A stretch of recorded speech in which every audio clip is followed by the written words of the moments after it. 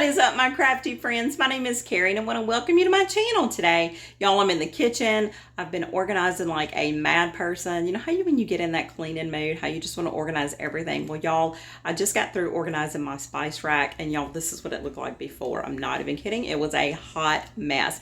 I couldn't find anything, everything. Some jars were old, some of them were empty. It was just a hot mess. So watch and let me show you what I transformed it into. Isn't that beautiful? I know exactly where everything is now. Look how organized and how pretty.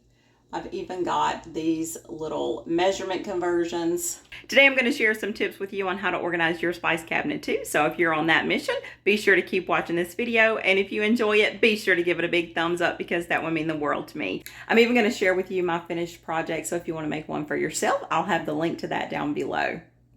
So that's enough talking, y'all. Let's go organize our spice rack. Okay, y'all, here is what our spice cabinet looked like before, and y'all, it was so bad. I'm almost a little bit of ashamed at how awful this cabinet was. It was so unorganized, and I couldn't find anything at all.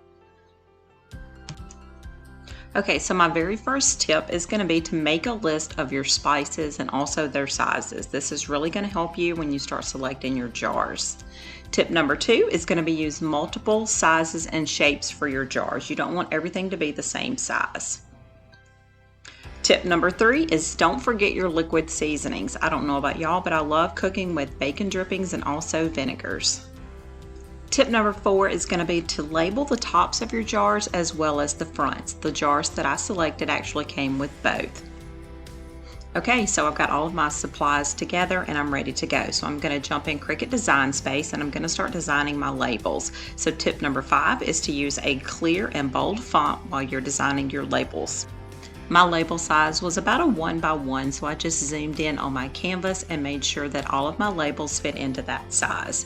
After I got all of them typed out, I hit group and then I welded those together, and now we're ready to make it.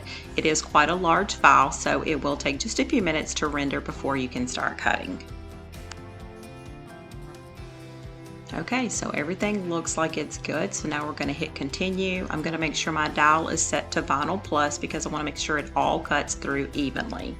It will take a few minutes, and after the first one gets through, we're going to cut another one so we'll have our top labels.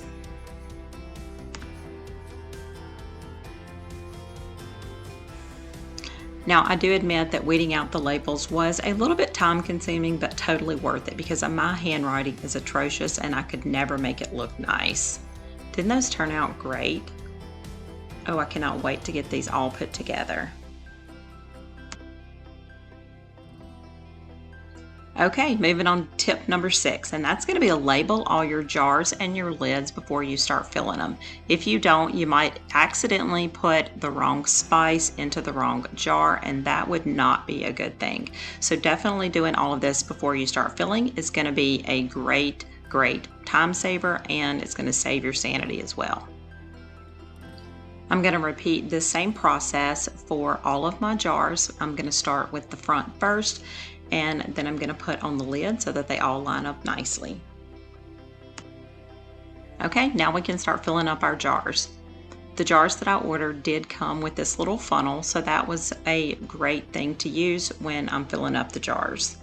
I love these little bitty jars. I actually picked those up from Michael's. The other ones I ordered online from Amazon.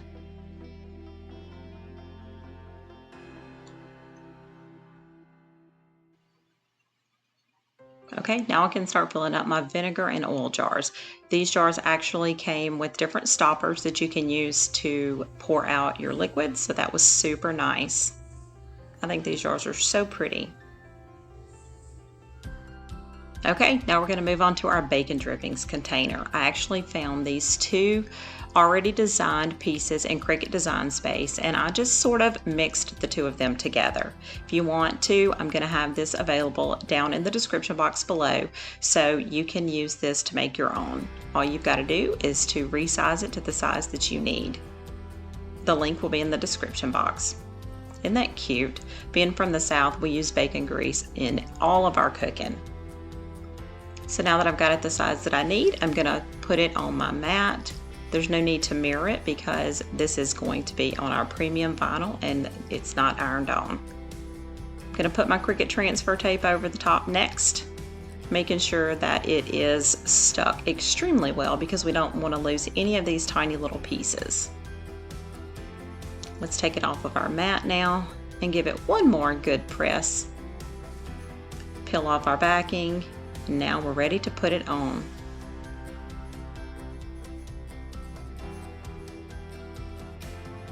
This little container is so cute. It actually even comes with a little strainer so that it catches all of the drippings off of the top.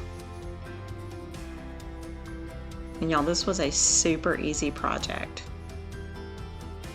I'm going to use my scraper to make sure that everything is stuck down really nicely, and then I'm just going to lift off that transfer tape.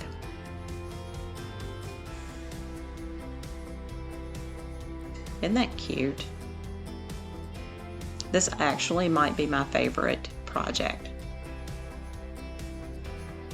Okay, now we're going to move on to our conversion sign. This sign actually came from the Dollar Tree. All I did was flip it over and paint the back side with the black matte paint. And I'm also going to take some 5-gallon paint sticks that I picked up from the paint store, and I'm going to paint the sides of the paint sticks. I did cut these down slightly so that they were the size that I needed. And I'm going to use my glue gun and also some Gorilla Glue to glue that down. And y'all, look how easy and how inexpensive but cute this turned out.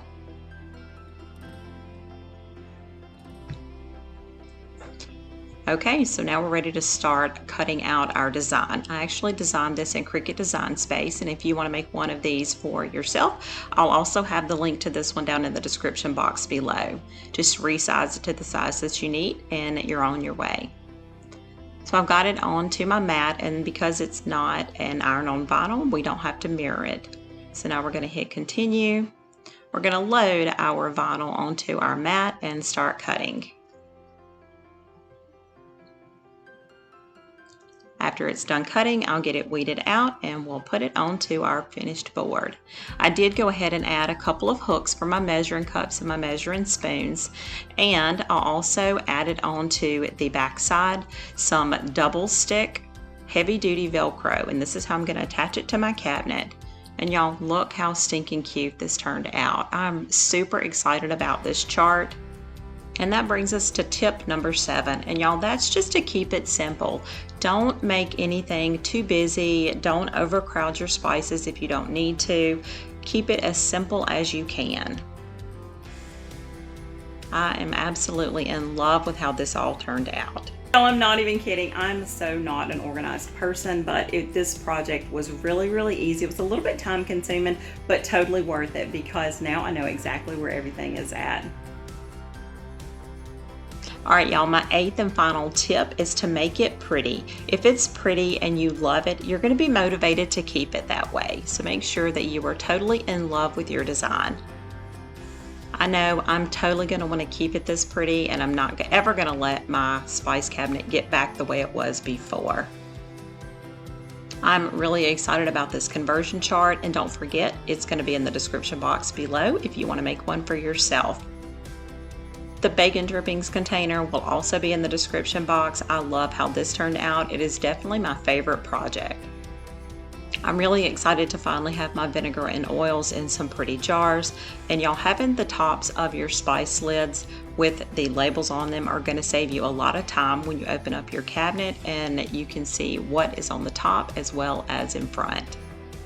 I'm so in love with how this entire project turned out. Like I said, it was a little bit time consuming, but entirely worth it because I'm finally organized in my spice cabinet for once in my life. Which project is your favorite? Let me know down in the comments below.